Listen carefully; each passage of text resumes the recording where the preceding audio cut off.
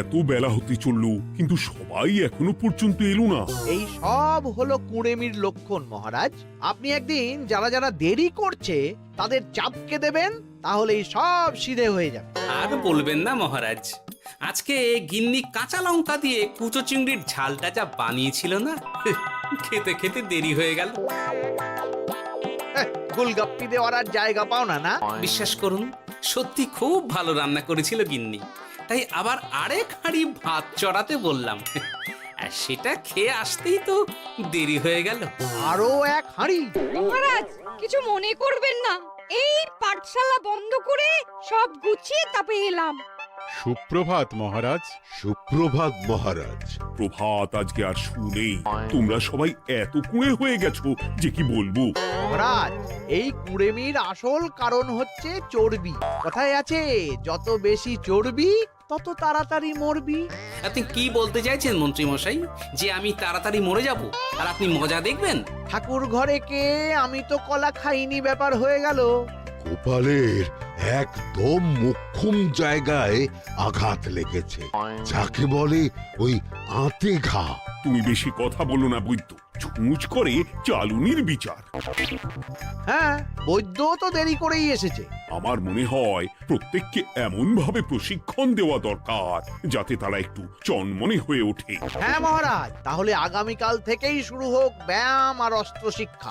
হ্যাঁ, কুঁড়ে থাকলে রাজ্যের কোনো বিপদ আপদেই সভাসদেরা কাজে আসবে না। ঠিক বলেছেন মহারাজ। তাহলে আর দেরি কেন, চলো সবাই এখনই আমরা মাঠে যাই। এই তো মহারাজ ভরপেট খেয়ে এলাম, এখনই মাঠে? ও সব অজুহাত দিয়ে লাভ নেই, চলো চলো চলো।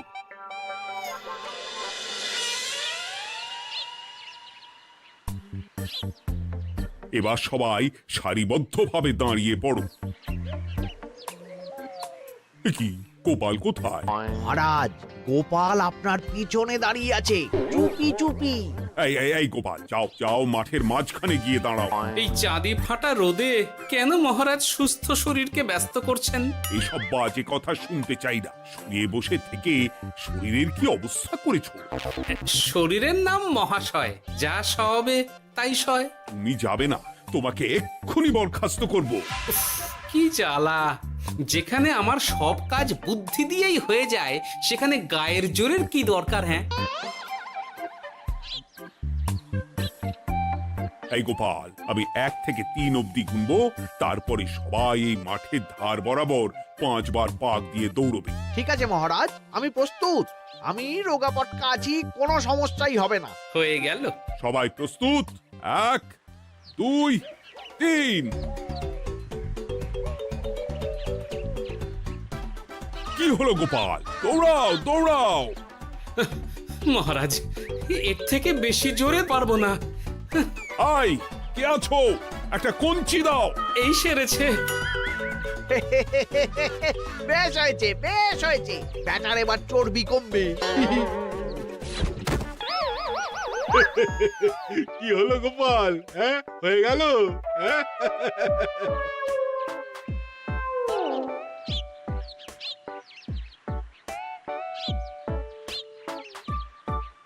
এই গুলটে, উঠি, আমাদের দাদু উল্টে গেছে। হ্যাঁ, তাই তো দেখছি। চল চল গিয়ে দেখি। উফ, চেহারার কি অবস্থা বানিয়েছো গোপাল, হ্যাঁ? এতটুকু দৌড়তে গেলেই চিটপটাং। তাড়িয়ে দিন মহারাজ, এরকম বেঢপ চেহারা সভাসদকে আমাদের দরকার নেই। না না, তা বললে হবে নাকি গোপাল, তুমি এক্ষুনি বাড়ি চলে যাও, কালকে আবার মাঠেই দেখা হবে। এই দাদু, বাড়ি চলো। ওরে বাবারে!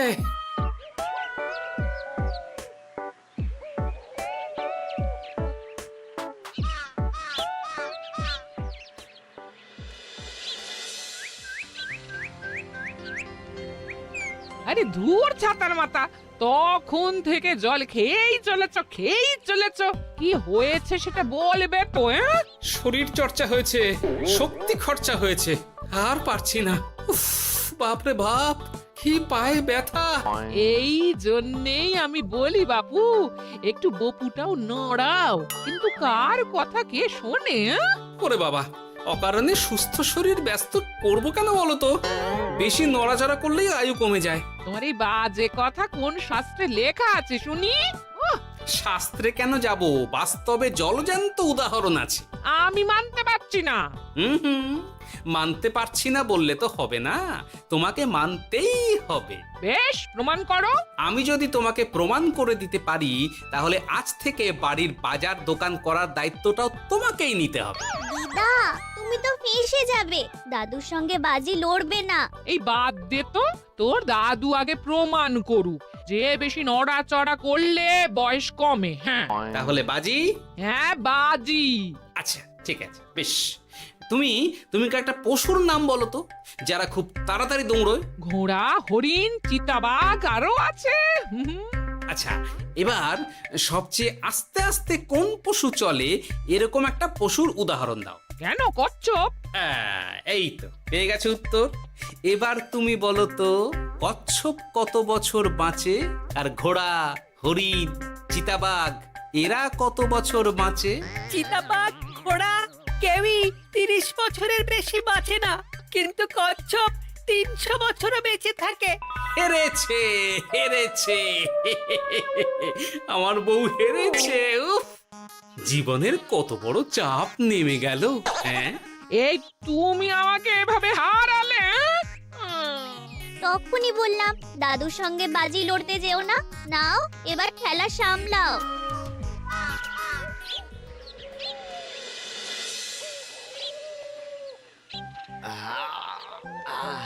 আরো ভালো করে মালিশ কর। আজকে ছোটাছুটি করে পা দুটো বেশ ব্যথা ব্যথা করছে। কালকে তো আবার অন্য পরীক্ষা। আরে আমার হালকা চেহারা আছে, সব সামলে নেব। কালকে তো অস্ত্র চালনা হবে, কালকে আমি কাঁপিয়ে দেব। কাঁপাতে তো হবেই মন্ত্রী মশাই। আমরা আপনার শরীরে এমন ঘষা মাজা করে দেব না, মনে হবে আপনি না একটা জলযন্ত্র অস্ত্র, অস্ত্র চালনা করতে যাচ্ছে। বাস, এই তো চাই। ওরে বাবারে, আস্তে আস্তে। আরে বাবা, আপনার তো ইস্পাতের শরীর, ভাঙবে তবু মচকাবে না। চিন্তা করছেন কেন? ভয় পাবেন না, ভয়কে জয় করতে হবে। আরে আরে আরে, তোরা আমার কথাটার সাথে করছিসটা কি? মানুষটা মরে যাবে তো। চিন্তা করো না গিন্নি। বাবা, ওরা বলেছে আমার ইস্পাতের শরীর, ভাঙবে তবু মচকাবে না। একবার এই বুড়ো বয়সে হাত পা ভাঙলে কি সামলাবে শুনি? মন্ত্রী মশাই, আমাদের বকশিসটা দিয়ে দিন, আমরা কেটে পড়ি। বাবারে বাবা, দিচ্ছি। এনে, এত খাটানোর পরে এতেই এখন খুশি থাক। হ্যাঁ,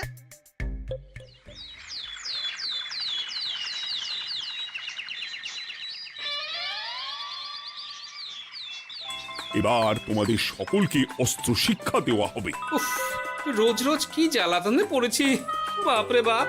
বাবা মা কাউকে ডাকার দরকার নেই, ভালো না লাগলে রাজসভা চাকরি ছেড়ে চলে যাও। মহারাজ, এটা তো উচিত নয়। যে যেটাই পারদর্শী তাকে সেটাই করতে দিন না।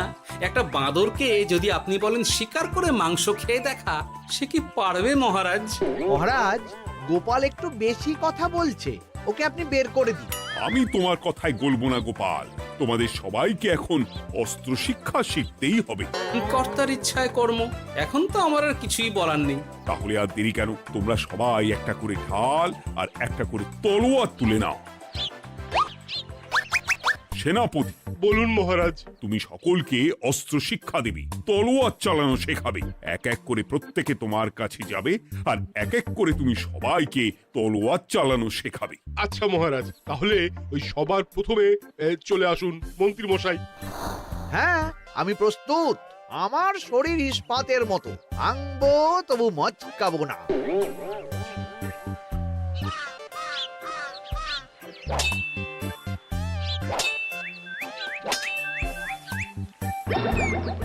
কি, কেমন দিলাম? অত সহজ নয় সেনাপতি। আমি মন্ত্রী এমনি এমনি হইনি, আগে অস্ত্র শিক্ষা শিখে তবে মন্ত্রী হয়েছি। এটা কি হলো? হ্যাঁ, আপনি অস্ত্র শিক্ষায় পারদর্শী, কিন্তু আরো বিচক্ষণ হতে হবে। কারণ আজকে এই পাগড়ির জায়গায় আমি যদি তলোয়ার আপনার গলার দিকে চালাতাম, তাহলে কিন্তু আপনার এই ভবলীলা এখানেই সাঙ্গ হয়ে যেত। ঠিক আছে, ঠিক আছে, মনে রাখবো। এবার বাকিদের তো ডাকো। হ্যাঁ, এরপরে তলোয়ার চালানো শিখতে আসবে গোপাল। গোপাল দাদু, গোপাল দাদু। বাবা বাবা বাবা, গোপাল তুমি আবার দল বল নিয়ে এসেছো। দেখি তোমার কত দম। গোপাল, তুমি প্রস্তুত হও। হ্যাঁ হ্যাঁ, আমি প্রস্তুত। ওরে বাবারে, এ তো ভয়ানক চাপের কাজ।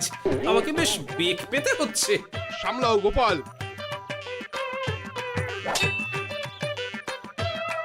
না, আমাকে অন্য রাস্তা দেখতে হবে।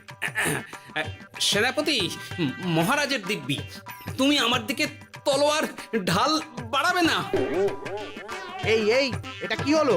সত্যি তো, এটা কি হলো? গেল গেল গেল গেল গেল গেল গেল, দুটিটা খুলে গেল গো। দেব নাকি এবার কুচ করে কেটে? জিতে গেছি, জিতে গেছি। এটা কি হলো? শত্রুপক্ষ কখনো কারো দিব্যি শুনবে না। আর সেনাপতি, তুমি কি ওখানে দাঁড়িয়ে দাঁড়িয়ে মজা দেখছো? আমি কি করব মহারাজ, গোপাল যে আপনার দিব্যি দিয়ে দিল। গোপাল বেটা খুব চালাক। তাহলে এখন উপায়? ওসব গোপাল তোমাকে বোকা বানাবার জন্য করেছে। তুমি ধুতি ঠিক করে আবার লড়াই চালিয়ে যাও। যথাজ্ঞা মহারাজ।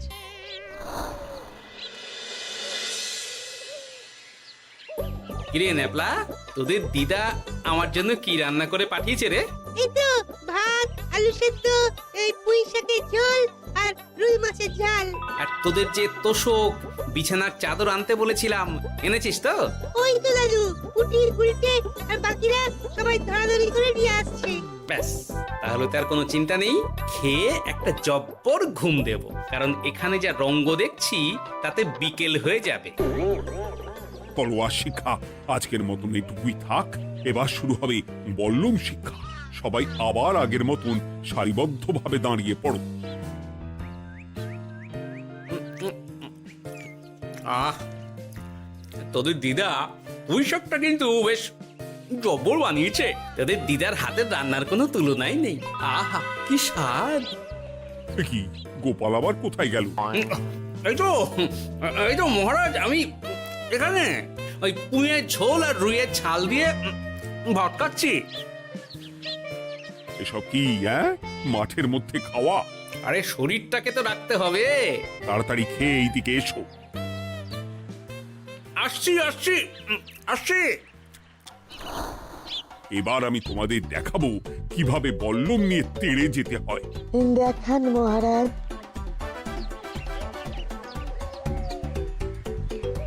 এ তো খুবই সোজা মহারাজ। ঠিক আছে, তাহলে বল্লম নিয়ে তেড়ে যাও দেখি। দিন, আপনার হাতের বল্লমটাই দিন।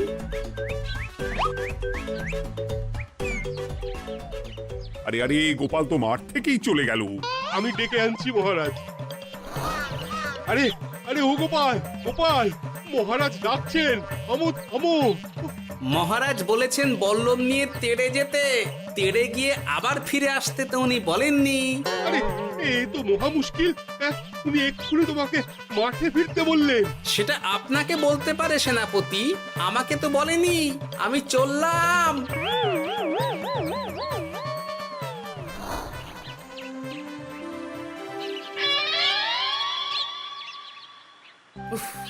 বাবারে বাবা, কি ঝক্কি! অনেক বুদ্ধি করে মাঠ থেকে খাটে চলে এসেছি। আমি আর উঠছি না। এ কি বলি, তোমাদের তো এখন অস্ত্র শিক্ষা নেওয়ার কথা। হ্যাঁ, তোমার বলা নেই, কোয়া নেই, অমনি বাড়ি চলে এলে। আরে বাবা, ওইসব অস্ত্র শিক্ষা মানেই সুস্থ শরীরকে ব্যস্ত করা, অসহ্য খাটনি, অযথা কষ্ট। কষ্ট করলে তবেই কেষ্ট পাওয়া যায়। হ্যাঁ, তোমায় আমি আগেও বুঝিয়েছি, যেখানে বুদ্ধি কথা বলে সেখানে দেহের শক্তি নীরব দর্শক গিন্নি।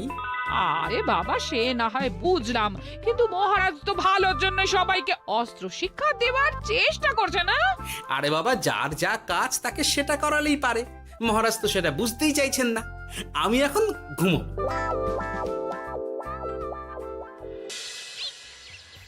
দরজা খোলো গোপাল, দরজা খোলো। গোপাল, গোপাল দরজা খোলো বলছি। ব্যাস হয়ে গেল। একটু শান্তিতে ঘুমাবো তার জো নেই। দরজা খোলো গোপাল। বলুন মহারাজ। তুমি কি পেয়েছোটা কি গোপাল?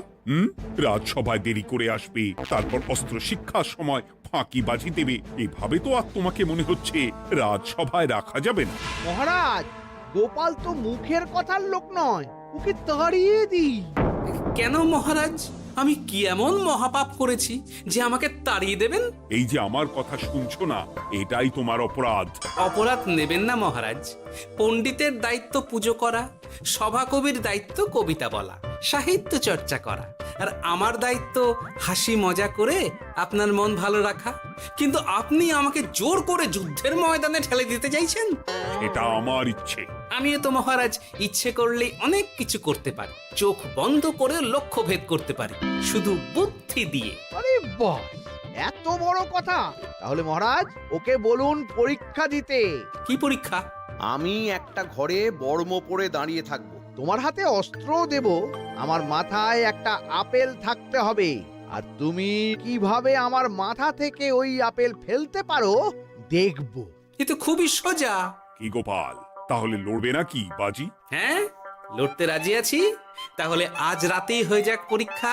যদি এই পরীক্ষায় উতরে গেলে তো ভালো, নইলে তোমার চাকরিটা গেল। গোপাল, তুমি পারবে তো? সে দেখাই যাবে। আজ রাতে তাহলে রাজবাড়িতে দেখা হচ্ছে। যদি আমি এই পরীক্ষায় বিফল হই, তাহলে আমার চাকরি আপনি কেড়ে নেবেন, আর যদি সফল হই তাহলে মন্ত্রী মশাইকে শাস্তি দেবেন। আমি নিজে সারা কৃষ্ণনগরে নাক্ষত দেব। বেশ, দেখা যাক।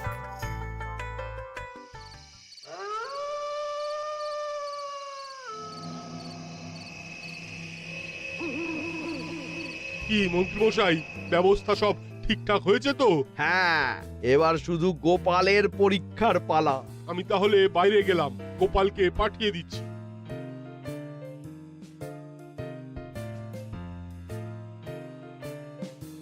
এবার যাও গোপাল, ঘরের ভিতরে যাও, দেখি তুমি কি করে মন্ত্রীর মাথা থেকে আপেল ফেলতে পারো। আপনি তো শুধু আমার চোখ ঢেকেছেন, আমার নাক, মুখ, কানও ঢেকে দিন, যাতে ঘ্রাণেন্দ্রিয়, শ্রবণেন্দ্রিয়েরও সাহায্য না নিতে পারি। বেশ, তাহলে তাই হোক। আয়, কে আছো? গোপালের মুখ, নাক আর কান ঢাকো। যথা আজ্ঞা মহারাজ। একটু একটু মোটা কাপড় দিয়ে নাক মুখ ঢাকো, হ্যাঁ, যাতে সেভাবে আপেলের গন্ধ না পাই। বেশ বেশ।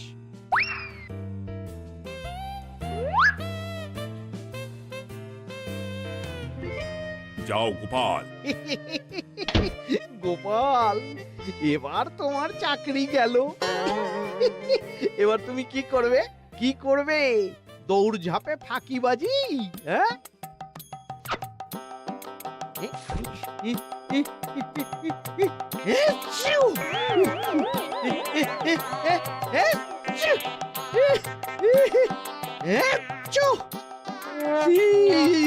গেল গেল গেল গেল গেল, আপেল পড়ে গেল। আপেল পড়ে গেল? মহারাজ, এর মধ্যেই গোপাল আপেল ফেলে দিয়েছে। ঘরের ভেতরে চলো।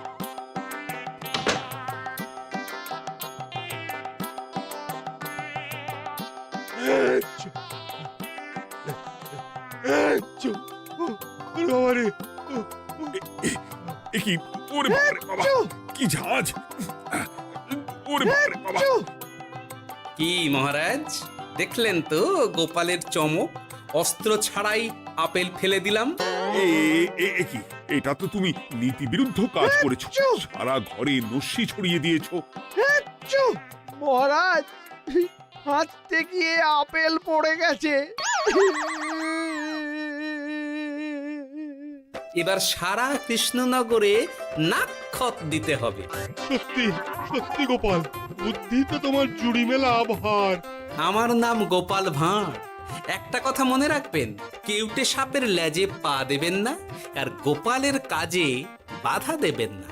যে কাজ বুদ্ধি দিয়ে করা যায় তার কাছে শক্তি ছোট্ট শিশু মাত্র। সত্যি গোপাল, আজ তুমি সেটাই প্রমাণ করে দিলে। আর আজ থেকে তোমাকে তোমার ইচ্ছার বিরুদ্ধে খাটাবো না। তুমি খাও দাও, ভুড়ি বানাও। যার যা কাজ সে তাই করবে। যেমন এখন মন্ত্রী মশাই নাক্ষত দেবেন। হ্যাঁ,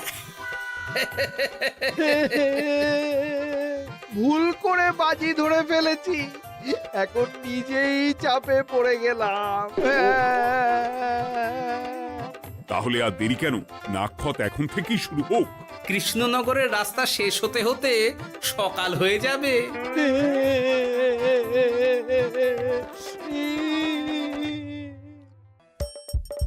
হাসির রাজা, জ্ঞানের রাজা, রসিক রাজা।